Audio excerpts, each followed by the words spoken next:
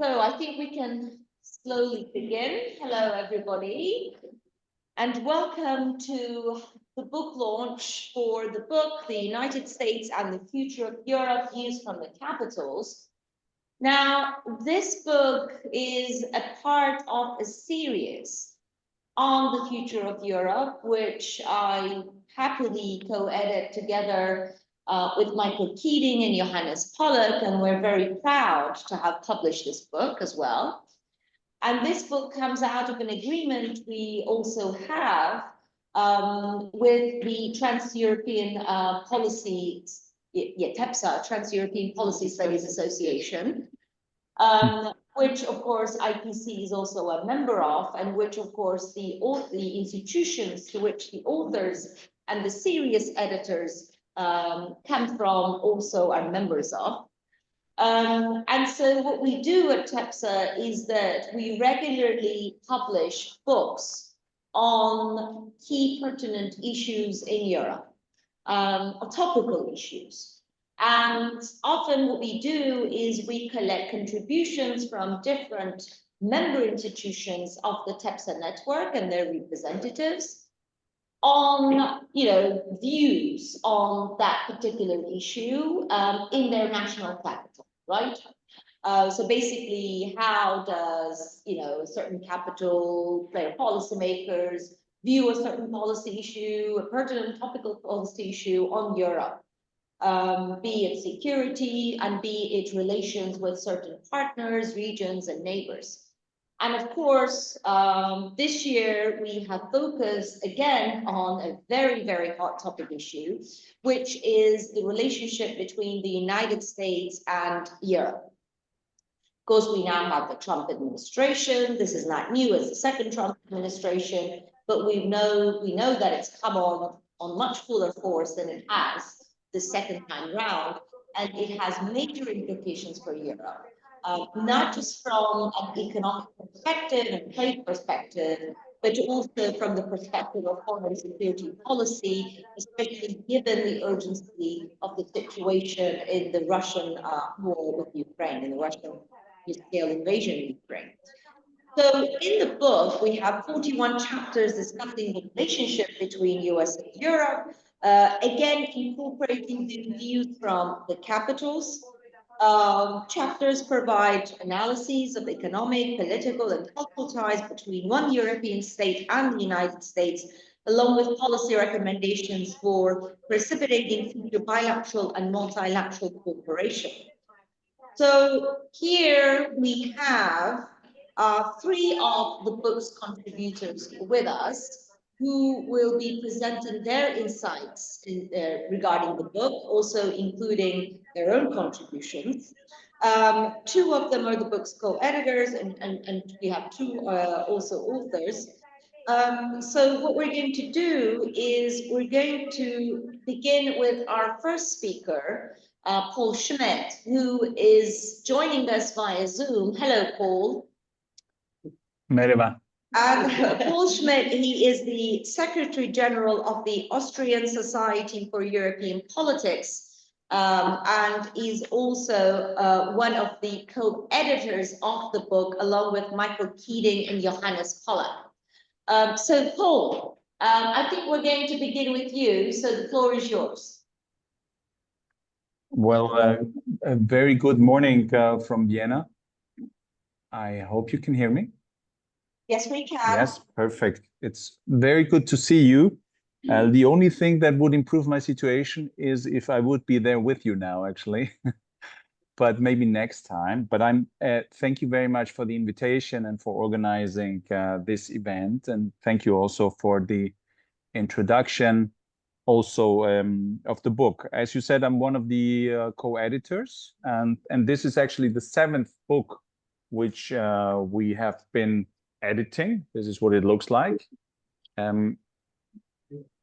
Somehow you could even turn it around and organize and edit a book which would be called Europe and the Future of the United States, Views from the 51 US states. I think that would be interesting too, to see that we not only have diversity in Europe, but also quite a diversity in the US, I would say. So the series was mentioned, and I think what we try to do is to choose one topic which is very much at the center of discussions, and have different analysis from the different capitals of Europe. It goes beyond the European Union. We have basically three groups of contributors in the book. We have 27 contributions from the 27 EU capitals, plus we have the 10 candidate countries, and then we have some countries which are not candidates and which are not, at this point in time, are not interested in joining the European Union, like Iceland, UK, Norway, or Switzerland. So as you said, it's 41 contributions. It's actually a travel guide through the political diversity of Europe. It is not an academic book. It is easy to read. You have very concise and short contributions. You just pick and choose one country and have a very good introduction on the point of views, the priorities, public perception, and the challenges regarding, for example, like in this book, the transatlantic relations. The book was concluded after the US elections at the end of last year. And of course, after the inauguration, we have seen quite a further shift towards conflict and tension in the transatlantic relations, which, of course, not in all detail you can find in the book. I mean, if you take the Danish chapter, for example, you won't find anything on Greenland so far. And you could go from country to country and see that there are issues which, because of the timing, are not included. But nevertheless, I think it's a very, very good basis for discussion. And I think the book is actually an instrument for organizing these kind of discussions all over Europe. And in June, we will be traveling also to the States and talk about EU transatlantic relations. Can you hear me? Because I can't see you anymore. We can hear you. Okay, Yeah. perfect. So there's some, maybe as a starting point for the discussion, I can give you some of the key features which I find interesting if you compare the chapters. Now, the starting point for many, many chapters is, of course, very different depending on the traditional historical relationship to the US and depending on geography. You have some countries where the security dimension and the protection, the US protection, is very, very important.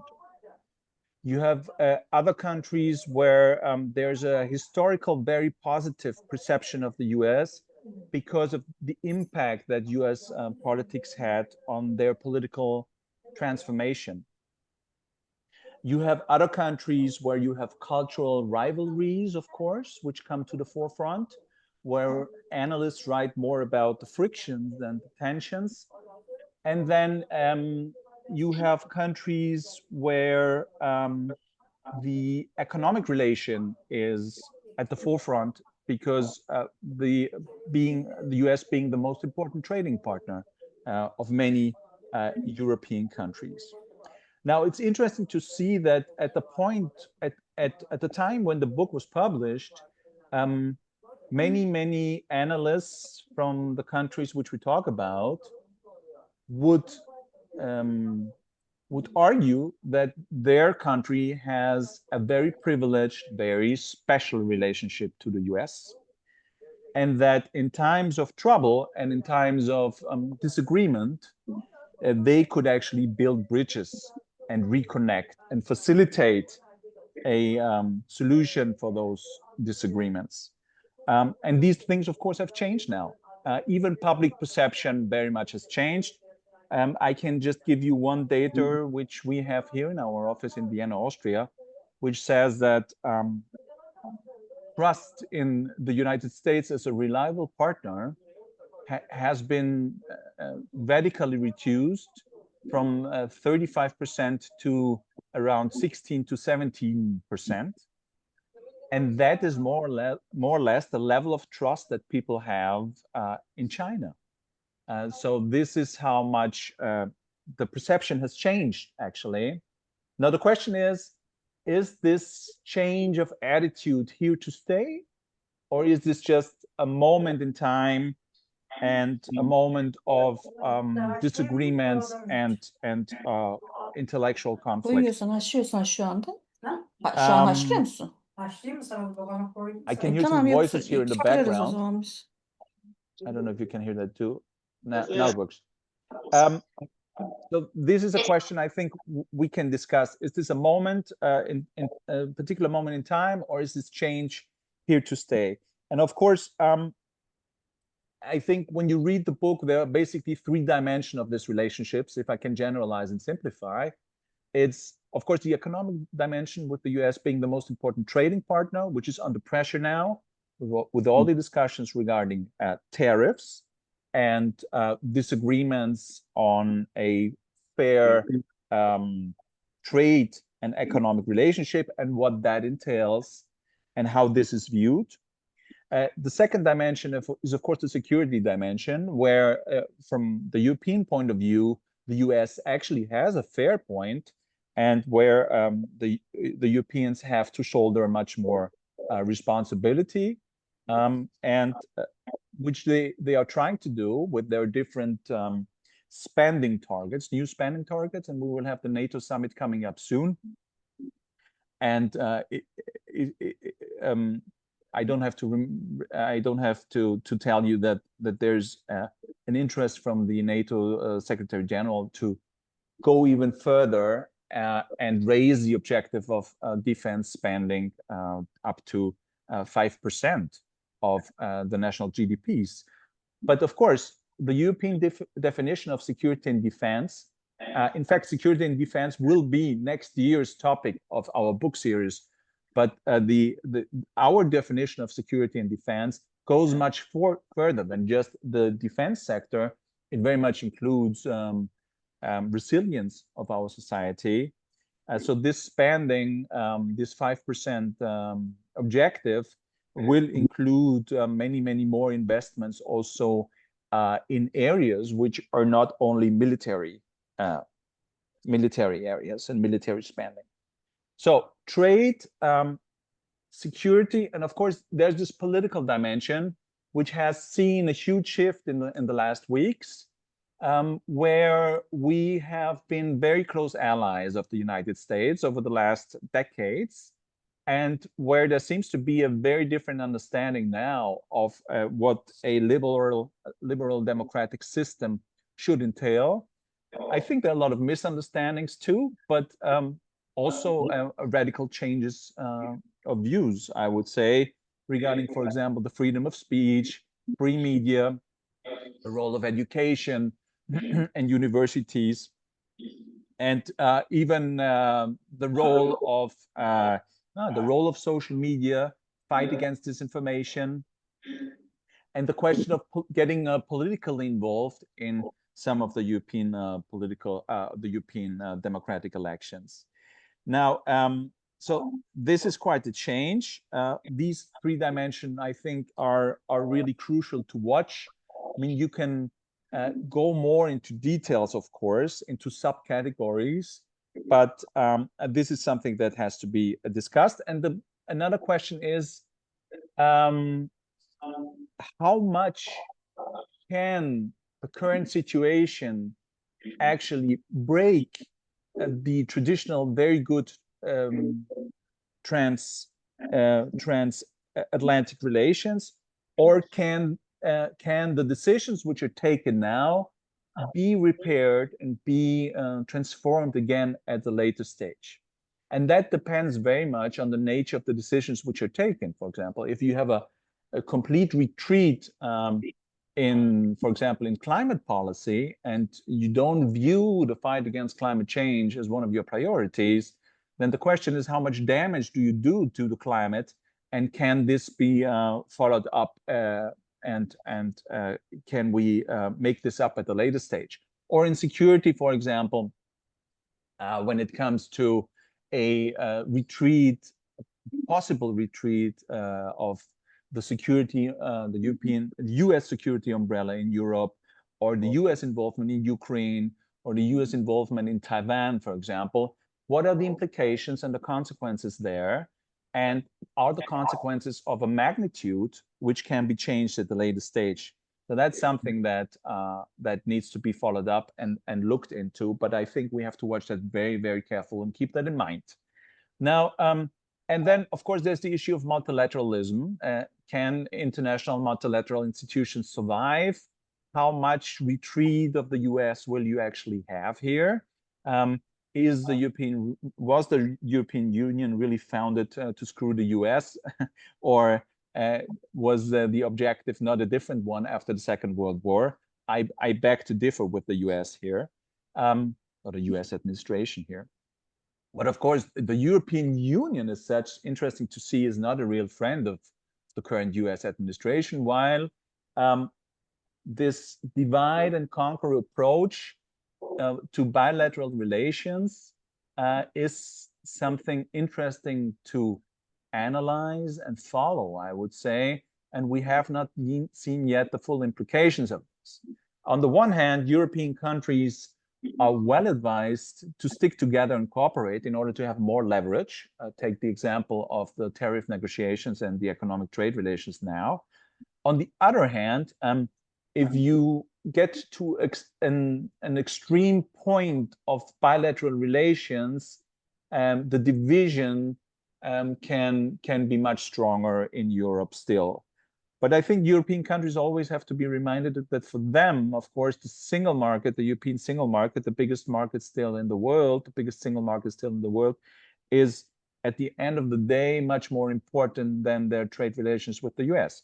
But it should not be either or, actually. No, I think the objective is, of course, if you watch the trade negotiations, to stay engaged, to keep the US involved, also in security, of course. But at the end of the day, it will cost more money. And the question is, where do Europeans get that money from? You have some countries that have budgetary and fiscal space for further investments, and others that have troubles here. And I think that's also something that we have to look at.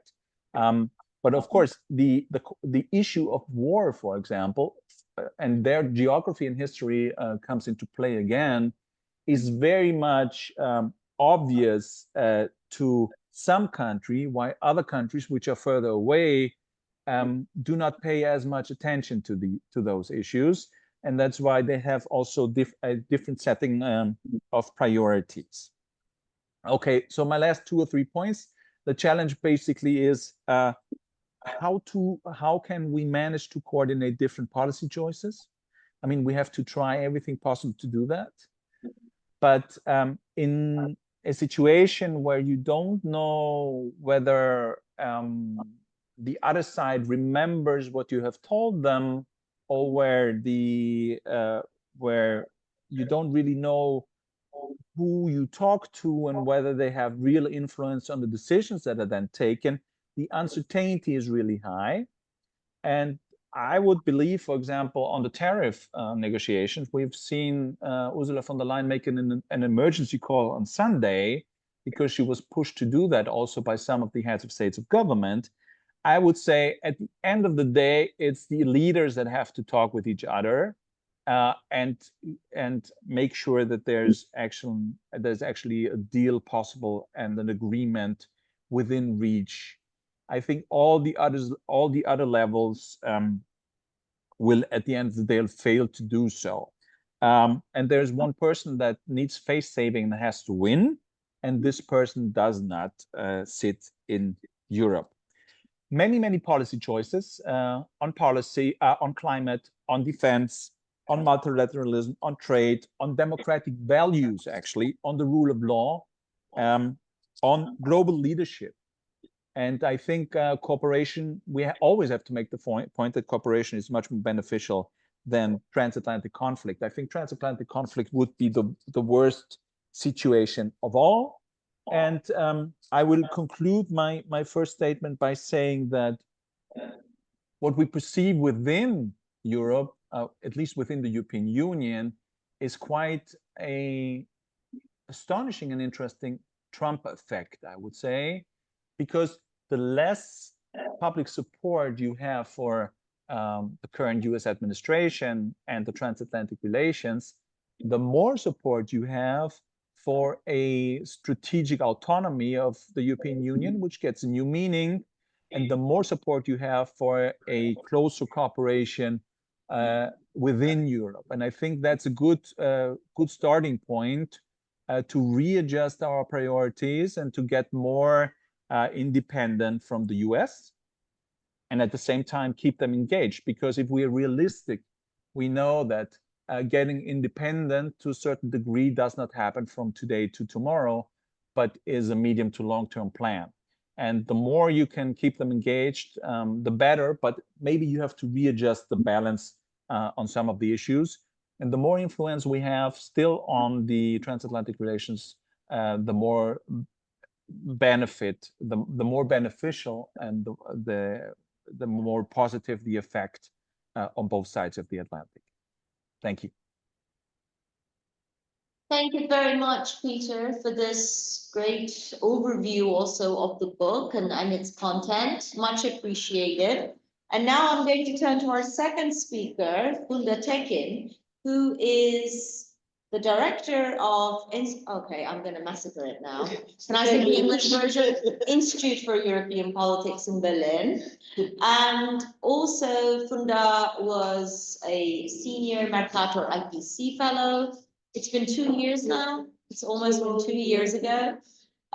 She also used to be a board member of TEPSA. You're still a board member? Okay, I thought you. Okay, I didn't know. I thought you should have dropped that one. Okay, all right. Sorry about that. So I'm not up to date with that. Making assumptions. So it's you know, this is home to her as we collaborate also and have collaborated in the past on a number of projects and events and publications and whatnot. So, Funda, the floor is yours. Well, thank you, Senem. Yes, so I basically wrote the chapter with two colleagues on the German-US relations. We called it A Tested Friendship, Ensuring the Resilience of US-German Relations in a Changing World. But before I go into all the details, well, I really would like, first of all, to thank IPC for hosting us. It's always a big pleasure to be here, and I really like to come back here so often, so it's really great to be here.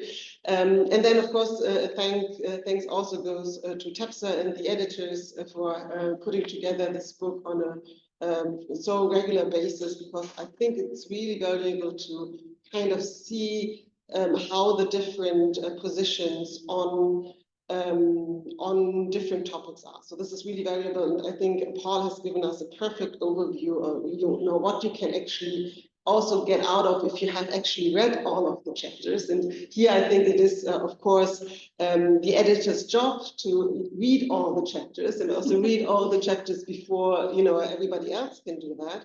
And I think this is really, of course, it's a hard work, but it's also a privilege, because Paul has already highlighted the different conclusions he has taken out of it.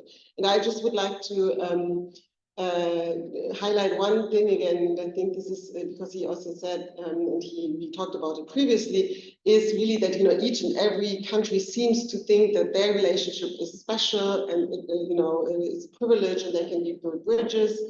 If you then think about the European Union, there might be a risk entailed in terms of whether this might incentivize member states to more turn towards bilateralism and bilateral relations, securing their own relations with the US rather than going the European approach. So far, we have not seen that. I mean, of course, there are certain countries who are more often in Washington, or have been more often to Washington than others. I think Mogherini in Meloni in Italy is a good example for that, and we see how those relations then actually can also be used for to the benefit for the European Union. Maybe another general remark before I turn towards Germany is that, and Paul was already highlighting it, it's always the thing. You start writing those chapters, beginning of the year, and then, you have the entire editing procedure. So, of course, we then included the outcome of the elections in our chapters and our analysis, but so much has happened since. And I think when I was reading through the text that I had written on Germany, there is so much to recontextualize. And this is, of course, we had a government change in the US, but we also had a government change in Germany. And I think this is something that is very important to keep in mind. So I'm really kind of, refer to what I wrote last year and then recontextualize it to adapt it to the current situation. And then again, and this is also what Paul was already highlighting it, pointing at, is that transatlantic relations currently are a roller coaster ride. And I think one thing that we need to understand is, or what we have troubles wrapping our minds, at least around, is, is there some sort of strategy behind it?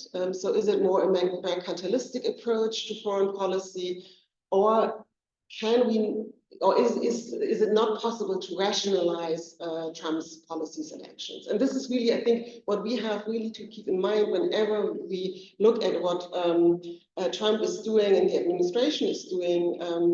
And that makes it so difficult, because Paul was calling it, the volatility of the positions, and I'm also going to refer to that when I'm going through the different dimensions.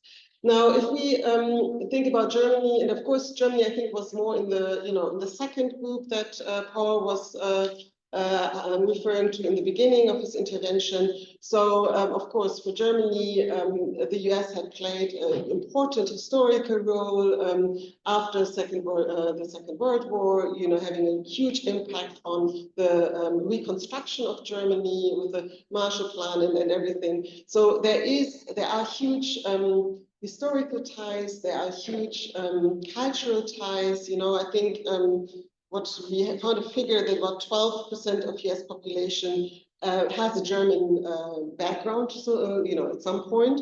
And I did a high school year in Cincinnati, Ohio, and I was very intrigued by the fact that they claim to have the second biggest Oktoberfest in Cincinnati. So I went there and did the chicken dance, actually. So, of course, so there is lots of German culture also in the US. So, so this, of course, also frames the relation and is a solid ground for German-US relations. But then, of course, there are the other dimensions that we now really have to look into greater detail.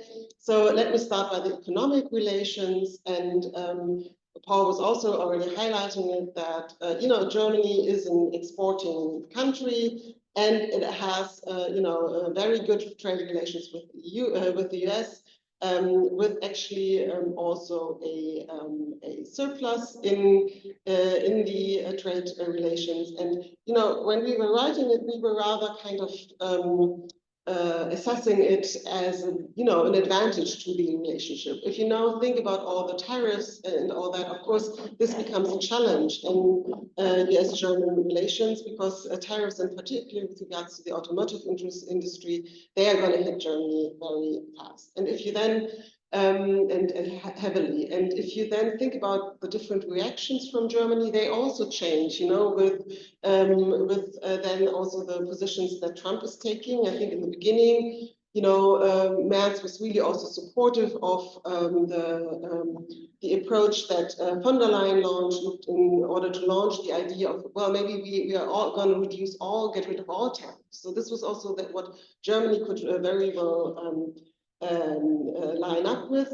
But now Merz is actually, I just read it that it was, I think, during the past day, he's also trying to get a more firmer stance on on it, and now also suggested that we might actually go for US tech firms, to really kind of have a counterweight to all the, the things that Trump goes out there when he talks about the tariffs. And here again, it's really the issue of, is Trump really concerned about trade relations? I mean, of course, he's, he has to get something out of it, or does he want to negotiate other parts? So it's really the negotiation attitude, I think, that Trump is having there. With regards to security and defense, Germany had really a reluctance over the past years to actually commit and also meet the 2% target of defense spending. But in 2024, we actually almost met it. So we had 1.9% of defense spending. And now there's the debate also preceding, of course, the NATO summit, that our new federal Minister of Foreign Affairs has announced the ambition to actually go for the 5% target spending. Of course, this is all part of the debate, I think. If he now throws out the 5%, maybe in the end we're going to end up with 2.5 or 3%. So this is really also some debate that is going on in Germany. With regards to foreign policy in general, Germany has not always aligned fully with the US. Of course, the US is an important strategic partner. But if you think of, the Iraq invasion in 2003, this was not supported, or Germany did not join into that. And then, of course, during the Trump 1 administration, relations soured within the entire NATO and already back then terrorist debates. During the Biden administration, there was a realignment, but also if you then think about trade, we also should not forget that also Biden was very protective of the American economy, the Inflation Reduction Act, for example. So that also had implications on Germany. And then with regards to China, for Germany, it is of course a partner, but also a systemic rival. So there's really the question of how Germany is positioning itself. And then, of course, with Russia, during the Biden administration, Germany was more in line with the US position, and now it's really more conflictual, and we don't really know how things turn out. And maybe here, this is also something where I say it's really difficult to grasp Trump's positions. I mean, at one point he calls Putin, and then he's more supportive of Putin again, and then he gets sick of him, and really says, he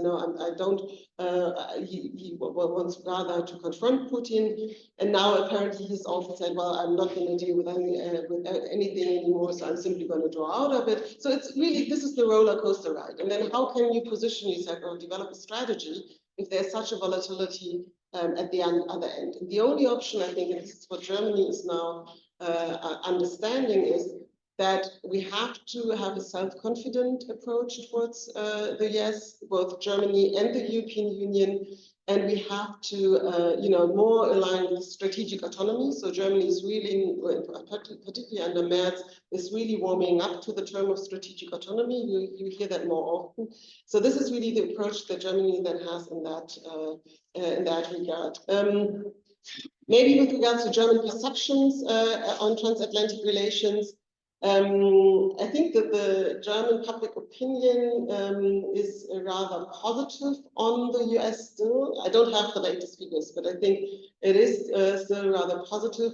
I think here it is very interesting to look into those parties, and then the extremist parties, basically, because the AfD, the Alternative for Germany, the extremist right-wing populist party, they were first more, critically positioning themselves vis-a-vis the US. Of course, that was during the Biden administration, not really being in line with everything the Biden administration was doing. So they were, at that time, they were more tilted towards Russia.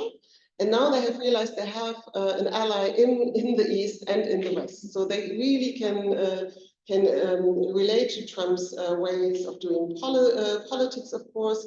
And then there was this entire, during the election campaign, actually the interference by Musk, really, supporting the the AfD. So I think here we can really see that there's a change in strategy in that party, at least, on how to deal and position themselves vis-a-vis the US administration. And of course, currently it is more, giving the AfD tailwinds rather than headwinds, so to speak. And then there's also the alliance of Sarah Wagenknecht, so the far extremist left party, and some right-wing positions as well. So they are, of course, more pro-Russian and in that sense, rather anti-Trump. Maybe just one thing on the security dimension again, and this is more, as I said, Germany needs to be more self-confident, and I think you could really see, 3 points in where things change. So the first one was the Zeitenwende, the Scholz speech, where it was about defense spending and also the energy mix and all that. Then you had the Munich Security Conference, the speech of J.D. Vance, that really was kind of a wake-up call, also in Germany. And now Merz is speaking about the decade break, and he also kind of was a reframing of the Zeitenwende, so to speak. But they really now focus on, in Germany, really focuses on building a European defense union in order to strengthen the European pillar in NATO. They also are more opening up to the flexibilities idea of coalition of the willings. So basically, I think in terms of how to balance, the transatlantic partnership, is the self-confidence of Germany and the European Union. And another thing what I found very interesting is that in the coalition agreement, the transatlantic partnership is, of course, referred to as a very important partnership, but it also rather includes the entire North of America. So it's also about Canada, particularly if we speak about economic relations. And I think this is also to keep in mind in terms of, looking at a broader alliance to actually deal with the transatlantic relationship. Okay, great. Thank you so much, Funda. And now we're gonna move to the Turkish perspective, right, of the changing transatlantic relationship, and the Turkey chapter has been authored by our very own Megan Gisclon, who is also the managing editor and researcher here at the Istanbul Policy Center. So Megan, the floor is yours. Okay, so as you guys can see, also we have more information on the book on everyone's seats in case you guys did not see that. And if you sort of glaze through the chapters, you can see that my chapter is titled US-Turkey Relations and the EU, Managing Cooperation in an Era of Strategic Autonomy. And of course, while Paul and Funda both mentioned sort of there's these defense debates in Europe, and strategic autonomy is sort of a buzzword in Europe. I think it was either in the Ford or introduction of the book that it was mentioned that strategic autonomy within Europe itself is just merely a buzzword in many cases.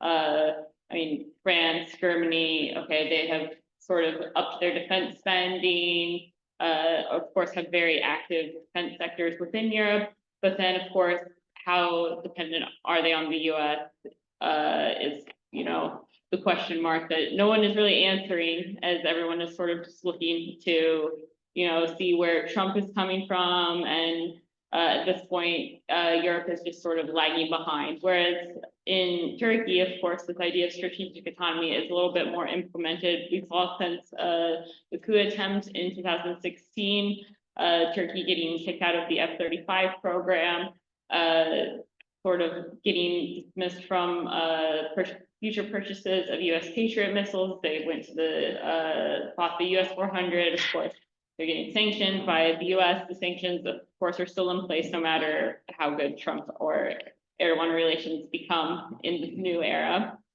So yeah, I mean, Turkey is very much upped its defense spending in the past few years. Its defense sector has become a much more important feature of its national pride, of course, also becoming more independent from the US. So you can kind of see a big gap between sort of what Turkey is doing, what Europe is doing in these past few years, of course, for differing reasons, but Turkey has made an effort to actually become more independent from the US, at least in defense cooperation. So throughout the book, I guess we didn't really mention, there was sort of a structure for each chapter that everyone had kind of to abide by, to describe past and present relations, public perception of relations, security relations, policy implications for the EU. Of course, it's already been mentioned, what we've written is very different from the reality today, and sort of recontextualizing what is happening with the US and Turkey. So, I mean, of course, the foundations of US-Turkish relations are based on its membership in NATO. In the early Republican period, Turkey and the US were, of course, working together on development projects, but then it wasn't until the Marshall Plan that the US supported Turkey and its security efforts really formalized, and since then have been sort of the backbone. If you read, I mean, not so much with the Trump administration, but if you read sort of any past State Department notices, it'll always mention something about Turkey and NATO, or Turkey and the US being NATO allies. So this is sort of the backbone of all relations. Of course, Turkey has much closer relations with the EU for in terms of the economy, but at least in the beginning of 2024, the US is, of course, a very big trading partner of the EU, its third largest trading partner. And then also one thing that Turkey has also become very close with the US is educational exchange, which of course now is not really no longer an option, as maybe many of you have seen that the US suspended all student visas. This was starting at Harvard, I think, a day or two ago, and then suddenly the government just said, nope, no more student visas for anyone. So that will be a very, very, very big dent, I would say, to relations, because of course there are many premier prime ministers, other ministers, professors, people in the business sector who have studied in the US since the founding of Turkey. All of these times there's been a big Fulbright program, which of course you can also probably see at the news. One of the Turkish Fulbright students was arrested and nearly deported a few weeks ago, or months ago at this point. So, I mean, these sort of things are from people to people exchanges had been positive throughout the past, and now they're sort of going down a slippery slope. And then also, of course, there's many American companies operating here in the US. I mean, you can probably look outside and see a McDonald's or Starbucks, or probably a Starbucks based on how many there are throughout Istanbul. But of course, these sort of global brands that have sort of been, I mean, I don't know, I was very surprised to see how, elite Starbucks was when I moved here and how much people liked it. I mean, these things have really suffered great, negative consequences, not only because of, some of these more domestic boycotts, but of course the Israel-Palestine conflict, there's the larger boycott against a lot of American companies here. And then moving on to sort of other public perceptions, of course, during the first Trump administration, Turkey and US relations were good from leader perspectives, and there's a lot of optimism about how this will precipitate relations. Yet this is also the period where we saw sanctions on Turkey in the defense sector, steel and aluminum tariffs, and of course the fall of the Turkish lira. There were problems with the Syria policy of the US, of course the US supporting the Syrian Democratic Forces, and Turkey seeing this as an offshoot, or at least the YPG within the SDF as part of the PKK. So this was a huge flashpoint in relations. Of course, there's also the coup attempt, which of course is under Obama, but this still kind of feeling lingered on within Turkey. The sort of fight scenes around the Turkish embassy in the US.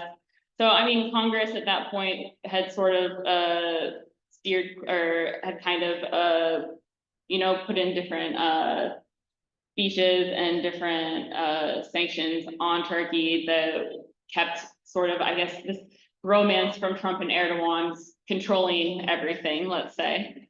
And I think from the US perspective, the congressional opinion is far more important, or at that point was far more influential than we can see today.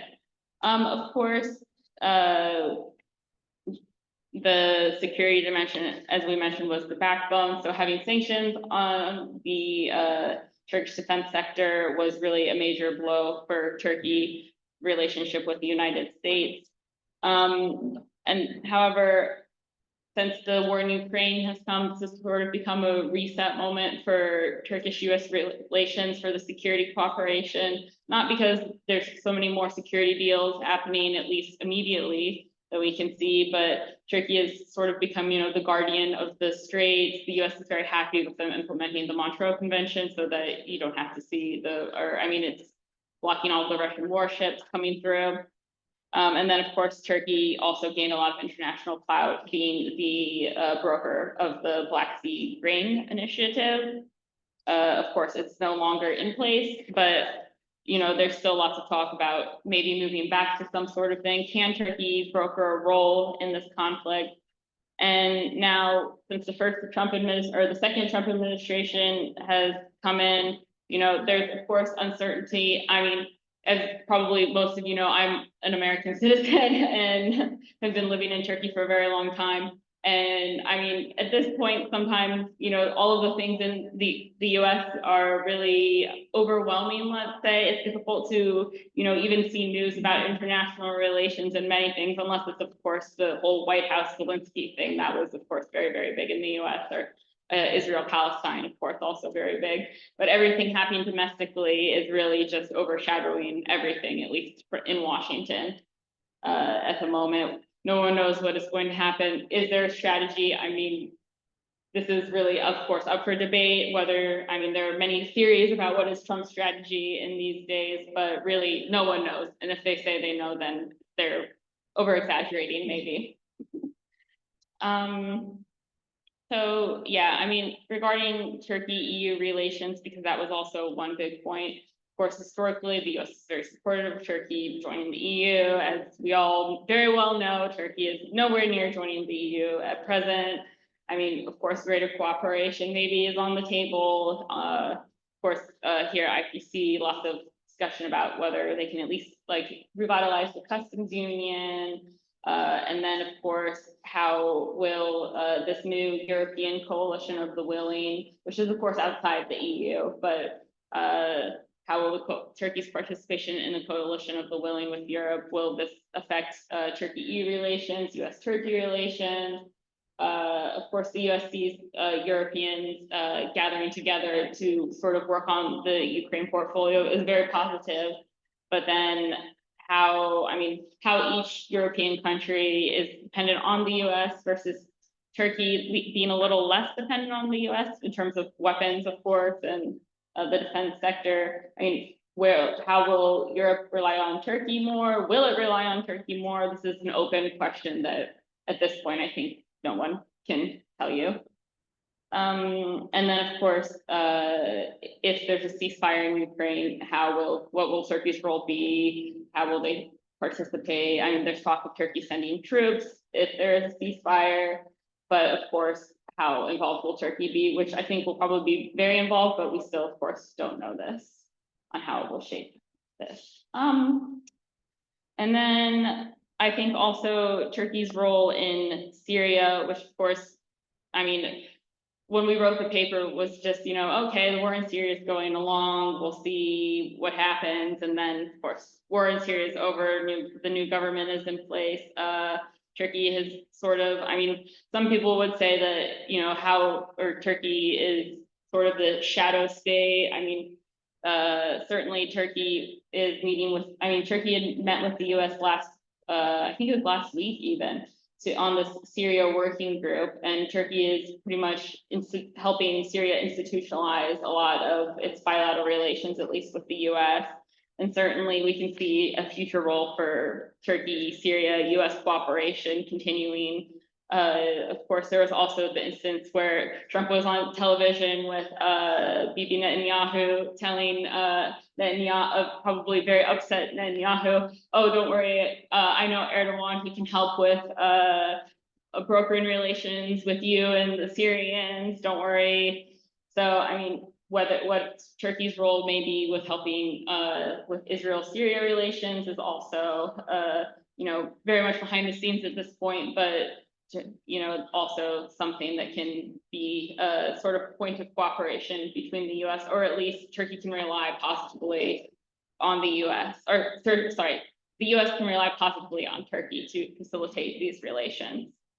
And then, of course, I mean, I mentioned Ukraine's participation in the coalition of the willing, but of course, Turkey has also been the site for many negotiations between, well, I mean, Putin, of course, didn't show up to the last negotiations, but Turkey has been, you know, the mediator between them and was facilitating at least, maybe not sort of lower level or medium high level negotiations between Russia and Ukraine and the US.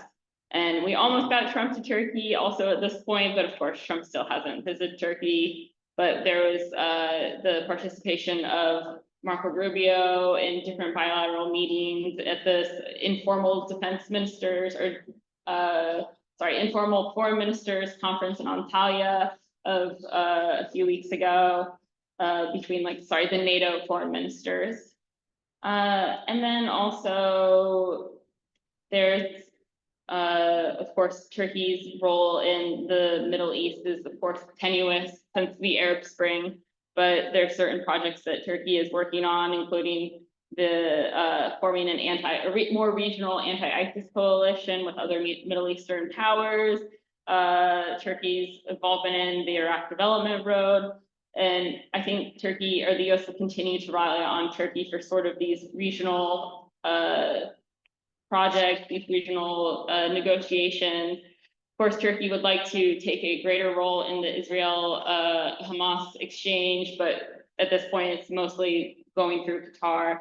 But at least Turkey is actively promoting itself as sort of a facilitator, even though, of course, this is very much a flashpoint with Turkey and the US. Turkey being very supportive of Hamas as a liberation organization, whereas, of course, the US finding them as a terrorist organization. So, I mean, Turkey and the US of course, have many points of disagreement with all of these things, but there has been, at least in more recent days, flashpoint or more potential for positive cooperation. And then, of course, also in Syria, another small point is or not small point, because this was, of course, the main, we can say, point of contention between the US and Turkey is now the solution of the PKK. And then now Turkey is at least working with the SDF, not the YPG PKK operations anymore, and how the SDF's management with the al-Shara, the central government in Syria now, how this will work out and potentially create, I guess, an easier way for Turkey to work on with different regions in Syria as well. And then I think at this point that covers at least the main points that we can see. I mean, also Black Sea cooperation, Turkey, of course, I mentioned before, being the guardian of the Straits, but then Turkey working with not so much the US, because I think the US's role in the Black Sea historically is not very much interest, not very much action. But the US did develop a Black Sea strategy a few years ago. It kind of left Turkey out, because this was during the Biden administration. But I think that with the Trump administration, that Turkey will increasingly be an important partner in the Black Sea for the US as we move forward. And maybe Turkey can sort of facilitate most of these agreements, because the US probably won't get that much more interested in the Black Sea. So yeah, on that note, lots of open question marks, but those are at least a few areas to watch, we can say. Okay, thank you so much, Megan. I mean, I think you've covered almost everything that, that Turkey has on the agenda regarding the transatlantic relationship, and also about the bilateral relationship with the United States. So thank you.